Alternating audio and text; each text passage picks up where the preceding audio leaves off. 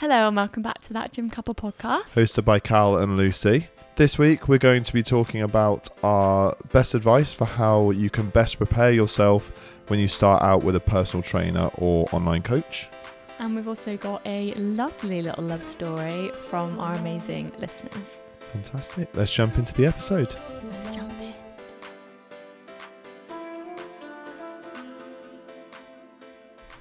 So, how have you been?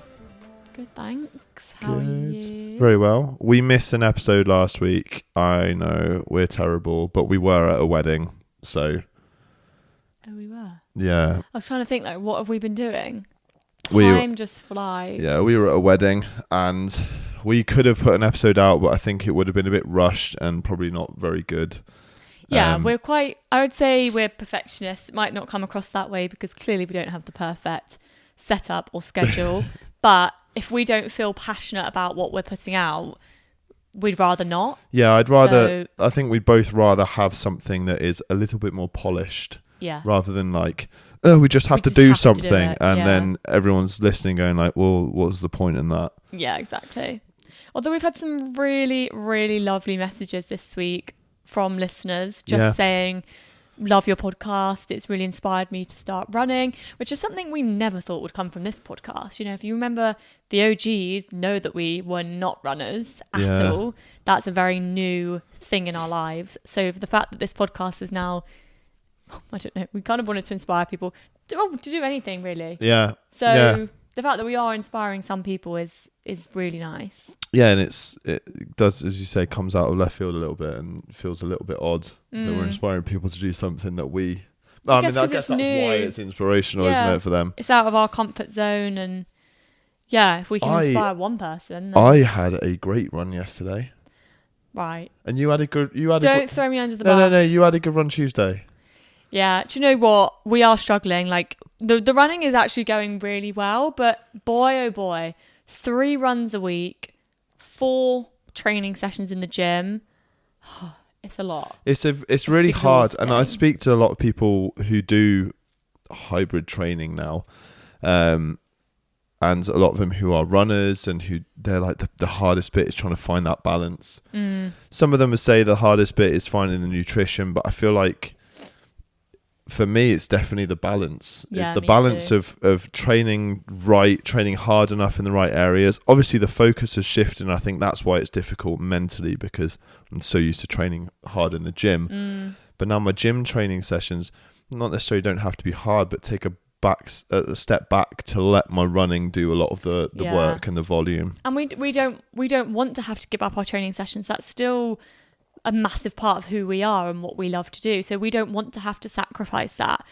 I think for me, I'm just sort of realizing that as long as I get the sessions done, they don't have to be the best sessions in the world. They're not always going to have PBs, but as long as I go, it's okay. It's really annoying when you feel like you've gone backwards because you're lifting lighter and it's a bit of a struggle. You know, you want to always be moving forward. You want to be feeling stronger, you're progressing. But I think sometimes to just accept that you might not, if you've shifted your focus and you're now, training for a half marathon, a marathon, whatever it is, you can't do it all. You can't expect your body to be able to perform at 100% all of the time. So if you've got to drop those weights back a little bit in the gym, fine. You'll be able to come back to that. Yeah. And I definitely plan to after the running. But I think like you said before the main focus was on our lifts. If we were doing cardio, it was Stairmaster. Yeah. It's not very high impact. Low intensity. Yeah. Whereas that running, and not just a quick 5K, it's a 5K or a 6K, and then it's a threshold tempo run. Then it's, this weekend we've got a 14K run. Next weekend a 15K run. So it's a lot, and you have to get your nutrition right. That's one thing that we're really focusing on now. This morning we've literally rewritten both of our training programs. Sorry, we get it right. Well, you rewrote mine. To be fair, I kept it quite similar to what it was, because this is the thing now. We can't now. We're in this routine. It's very difficult to then just change everything up. To change all your exercises and everything that you've been used to doing. There's got to be some sort of semblance of familiarity in there. But it's just, I think it was just for the sake of both of us, we just needed to jig things and make sure it's all smooth, and we know what days we're training, we know what we're doing.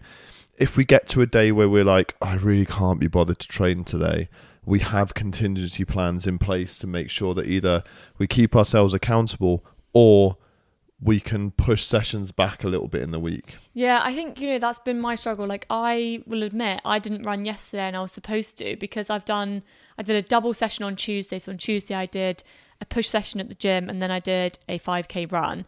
Thursday, stupidly, I was like, yeah, I'll do another double session. I'll do a pool session at the gym, and then I'll run in the evening. But it got to the evening and I was just like, I just can't.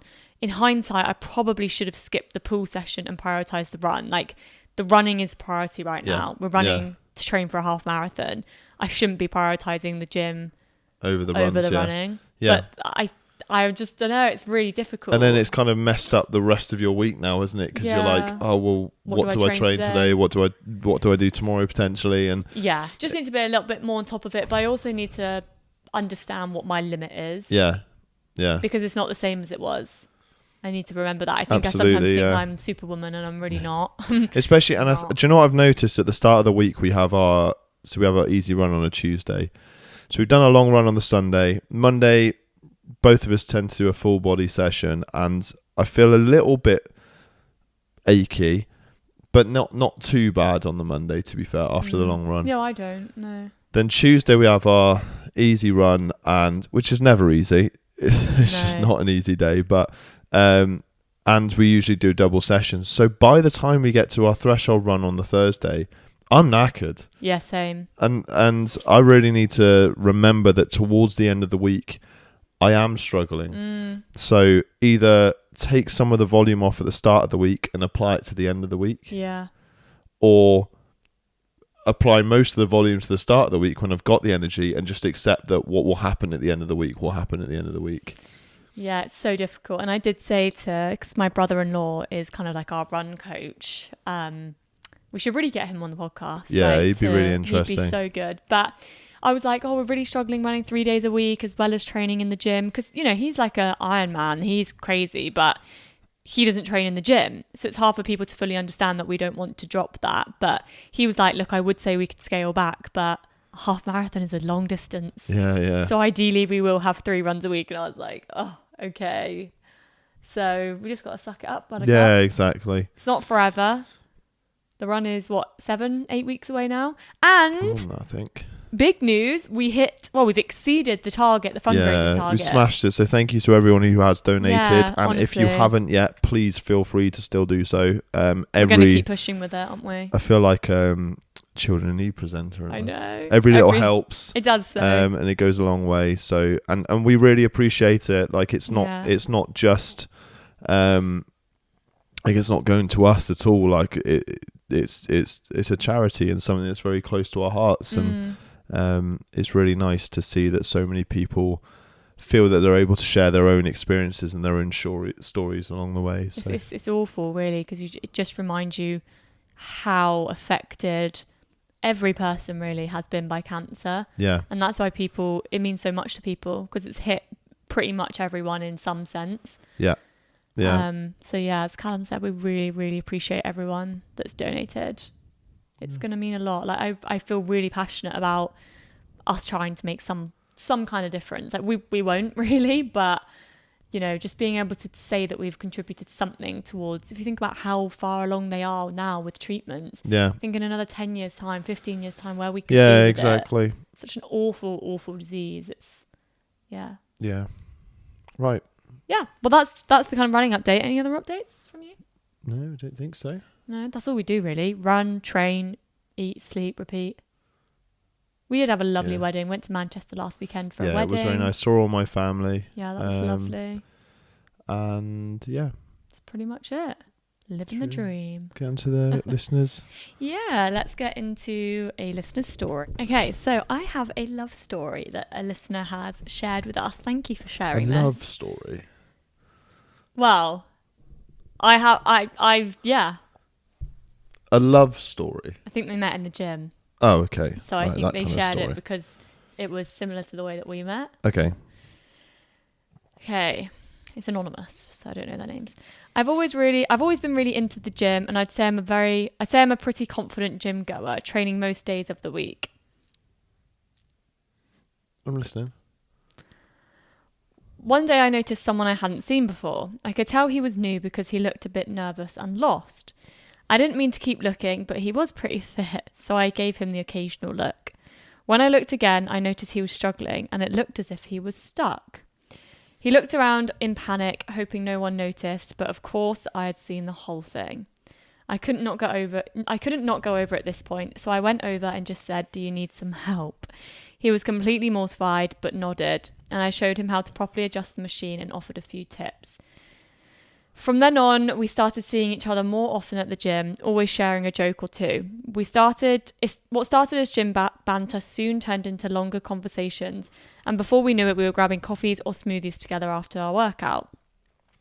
One evening, after a particularly challenging workout, we sat outside the gym sipping on our protein shakes, and he finally mustered up the courage to ask me out on a real date. As time passed, our gym sessions became less about working out and more about spending time together. We supported each other, pushed each other, and celebrated each other's progress, both in and out of the gym. Years later, we are now engaged, happier than ever, and still going to the gym together. Oh, that's cute. That is cute. Well, thanks for sharing your lovely story. Is that our story? That's not our story. We're not engaged. No, but we did meet in the gym. Yeah. That's Should really we go cute. over that bit again? Wow, that was impressive. No, so yeah, our story differed in the sense that I went over to you and said, "Wow, that's impressive," and she went over because he was obviously stuck in a machine or something. Yeah. Whoa. Has that ever happened to you? Yeah. Yeah. What did you get stuck on? So I was doing a cuffed cable lateral raise. Yeah. I was there. And my coach had programmed it so that you set it up behind your back. Nowadays, I would just, if I was doing a cuffed lateral raise, I would set it up in front of me. Yeah. And then obviously you have your cuff on that hand, and then you lateral raise. But he programmed it so you set it up behind and then sort of bring it out to the side. Yeah. Anyway, I got the carabiner, is that what it's called? Yeah, the carabiners attached. Clipped into one another, and obviously it was behind my back, so then I was stuck. I couldn't undo it, and I was like, oh shit, what do I do? So I was like trying to get it off, and then the more you try and get it off, the more kind of panicked you get, because you're like, oh no, people are starting to notice I really am stuck here. And for some reason I couldn't even get myself out of the cuffs because they were so tight. Anyway, and then you walked past, this is when we were just friends, and I was like, can you help me? I'm stuck. And I've actually got it on film because I was recording the set, and then he came over and he was like, oh, there you go, I've undone it. And then I was like, nope, I'm still stuck. And you were like, oh God, yeah, you really are stuck. So you had to like untangle me from the mess I'd got myself into. Yeah, that was, yeah. But all those little things are how we are now together, because we were just friends, but like we had all these little funny moments in the gym. I think that's the best way a relationship can start, really. Yeah, me too. That's why a lot of relationships start in the workplace, because a lot of people, you don't necessarily see it that way, and then you have those chances to get to know each other and become friends before any relationship blossoms. And I think we've like built up a bit of respect for each other as well, and you have, well, especially if you meet in the gym, you've got that one thing in common. Well, we were both in relationships when we first met as well. Yeah. So it's not like we didn't think there was going to be anything there. Anyway, we have touched on this all before, to be fair. Like, I think it was one of the first episodes we did. But it's an interesting one, because I do think at our age, it's really, if you don't really go out that much, it's hard to meet people. Yeah. Also, meeting someone in a bar when you're pissed, like maybe it's a bit of fun, but I don't know. It's really hard to meet people these days if it's not on a dating app. So I think dating apps are great, and like there's some really great love stories that come from them, but I am really grateful of how our story started, literally just like that one. Yeah. Got a coffee after a workout. Yeah. And just take it from there. First, and then we went for a coffee. Just take it from there. Yeah. But yeah, that was lovely. Thanks for sharing that. Thank you for sharing your story. So let's have a little dive into our topic today. So yeah, well, you sort of came up with this topic. So I it came to me the other day. I was thinking like, what would help coaches and personal trainers in terms of new clients who are just starting out. Maybe this is your first time with an online coach or personal trainer. You have no experience with that before. What would help both parties with sort of the start, the beginning of that journey?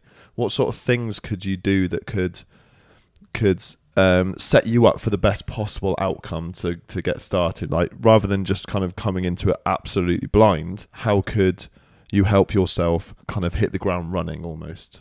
So how can they help themselves help the coaches? Not even get better results, but get more out of the coaching experience. Yeah, exactly. Okay. And really go for it from the outset. Like, so something like knowing that, for instance, it takes time to achieve results. Yeah.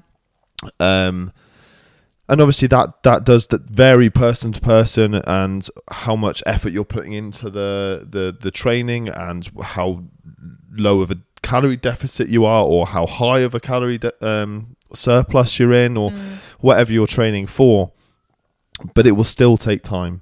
I mean, for example, it often takes about 6 weeks, I believe, before you notice any physical changes in yourself, in your own body, from doing some sort of cut, for instance.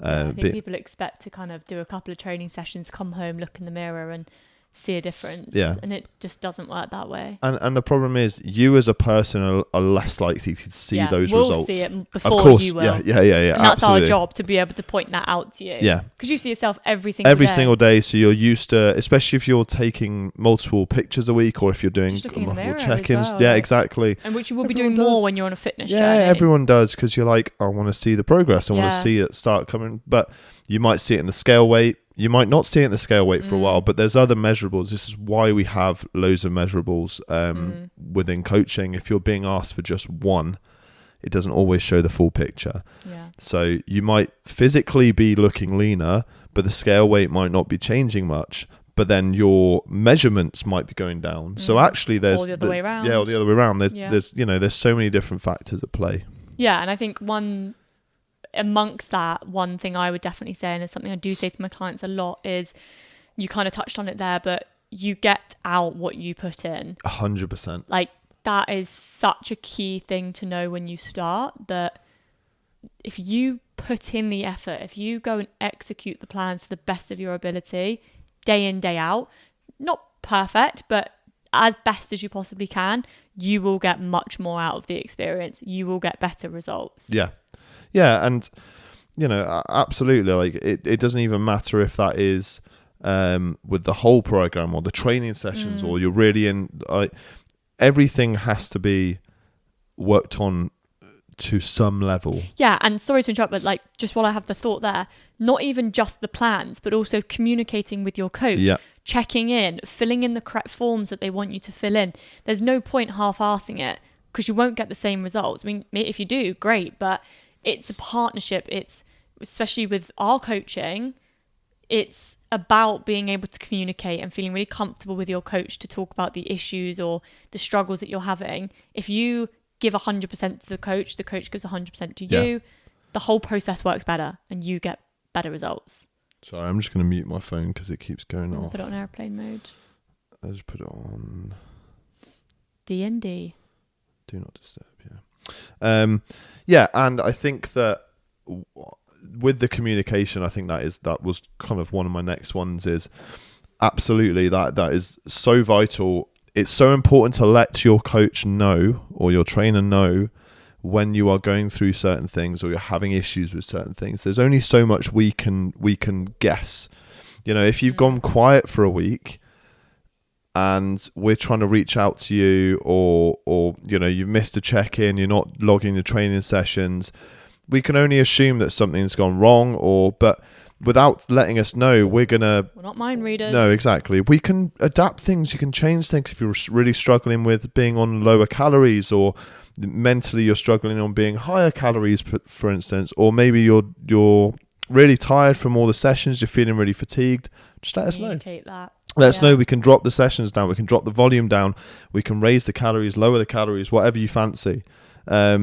Ultimately, with your best interest yeah, absolutely. Like, we're trying to do this, we're not doing this to punish people. Like, that's not why we're doing it at all. We're here to help you achieve the results that you wanted to achieve, the ones you outlined with us in the initial call, or talk or conversation that we had at the beginning, and that's why everything is in place in the way it is. But we want you to enjoy that process, and that doesn't mean it will be easy, but we definitely don't want you to be miserable the whole way through it. And if you do have a coach that you don't feel listened to, and you feel, I don't know, embarrassed to mention these things, or if you do mention these things, it gets shut down, you're probably not with a coach that is right for you. Yeah. Because we would never personally as coaches do anything other than listen to you, make you feel heard, and work with you to make those adaptations. Obviously, there comes with, if you're saying like, I'm really struggling with lower calories,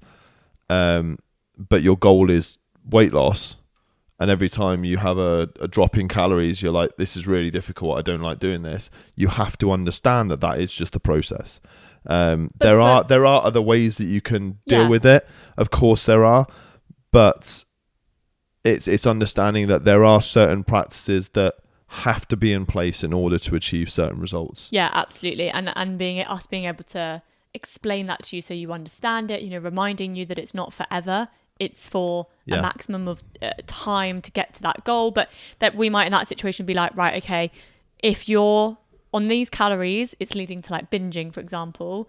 Maybe you do need high calories, but that doesn't come without sacrifice. That might mean that you need to do more steps or more cardio. So again, it's not that it's a no, it just needs to be discussed. And I think one really good quote, again, rolling off the back of that one, is one that you always say to me: don't let perfection be the enemy of good.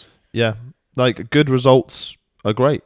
And it's kind of hard with that one actually, because it's not about being perfect, but you do need to execute things well, and you need to be consistent. That is good.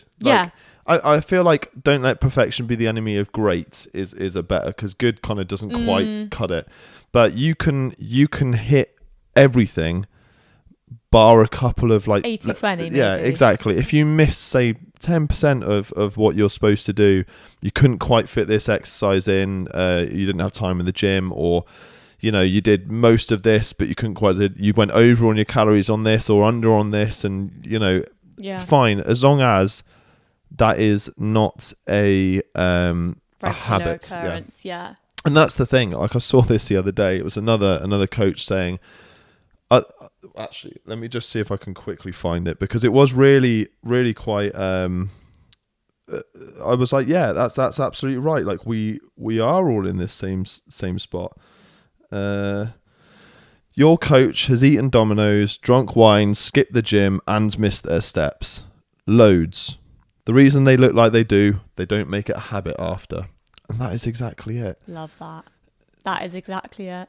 Because people say that to us all the time. Like, we'll go meet my parents for dinner or something, or we'll go around my mum's and we're having, normally we go out for dinner or whatever it is. And my parents will literally look at us and be like, where do you two put it? Like, where does it go? Like, you eat so much. And we're like, yeah, because this is every now and then we'll go out. It also doesn't help that we're foodies. So when we do go out, we want to make the most of what we're having. But what they don't see is that we train 5 days a week. We run 3 days a week. We do 10,000 steps a day. 6 out of the 7 days of the week, if not 7, we're tracking our calories and macros. We're hitting things spot on. That one meal out is not an opportunity for us to binge and go crazy. It's an opportunity for us to just let our hair down a little bit, enjoy a bit of extra food.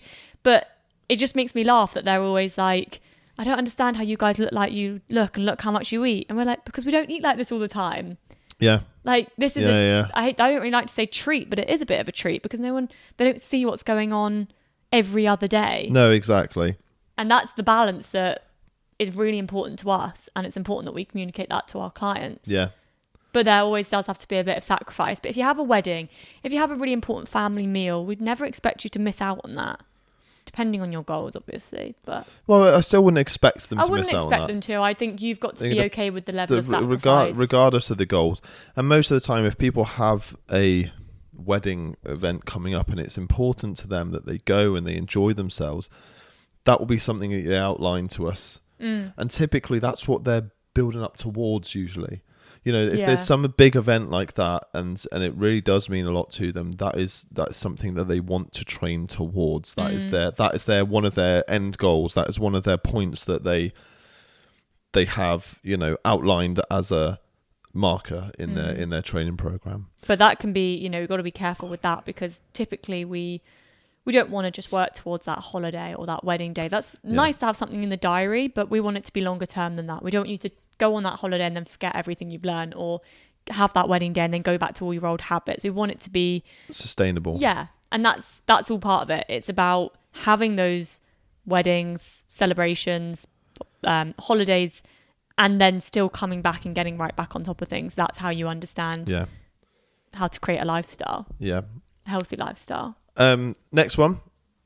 Everybody is different. Everybody. Yeah.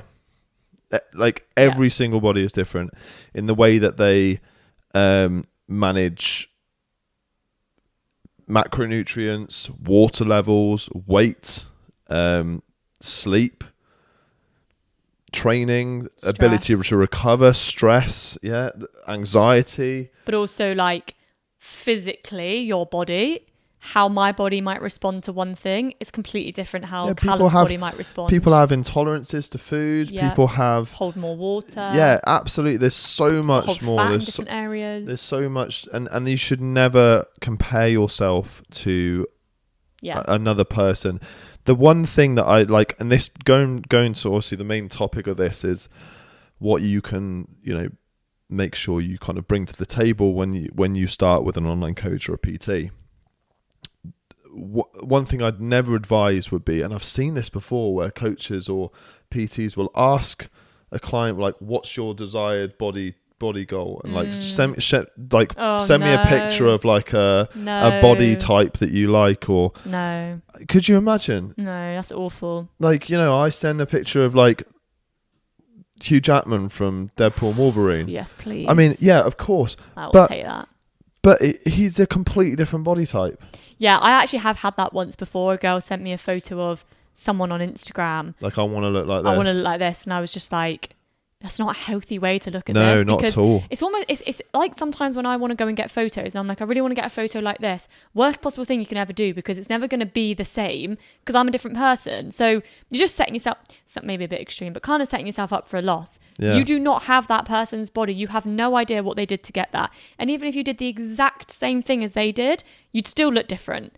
So just go off of what you can look like, no one else. And I appreciate that can be hard to envision because you might never been in that position before. Yeah. But that's why we're here. We're here to help you and show you those gradual steps. And a lot of the time you will get to a certain point, you'll start feeling better about yourself. And that is the first thing you got to look out for. Is as soon as you start feeling better about yourself, and not necessarily about how you look or you feel comfortable all of a sudden. It's not like a click of a button, but you just feel a little bit more content in your body. You feel things don't necessarily hurt as much anymore, or you're probably sleeping better and managing stress. You have a little bit more energy and things like that, and you're able to concentrate more on things. So you're not snacking as much or turning to food for comfort. You might start coaching for the aesthetic reasons, and there's absolutely nothing wrong with that. It's a massive part of it, but people stick around for the life benefits. We don't keep going back just because of the way it makes us look. We go back because how it makes us feel. So don't forget to hold on to that part of it as well.